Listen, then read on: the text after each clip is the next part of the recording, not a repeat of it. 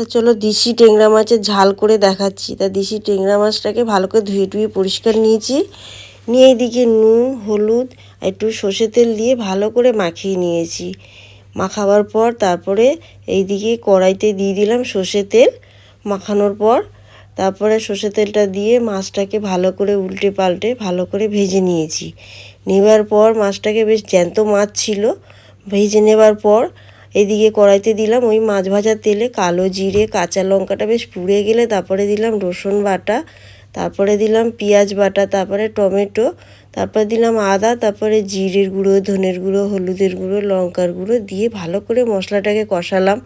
কষাবার পর গরম জল দিয়ে দিলাম আন্দাজ মতন, মাছটা যেহেতু দিয়ে তারপরে মাছটা এবারে জলটা ফুটে গেলে মাছটা দিয়ে দিলাম। তারপরে একটু নুন কম হয়েছিল, নুন দিয়ে দিলাম। উপর দিয়ে গরম মশলা আর ধনেপাতা দিয়ে ছাড়িয়ে দিলাম। দিয়ে গরম ভাতে খেলাম যে কি দুর্দান্ত লেগে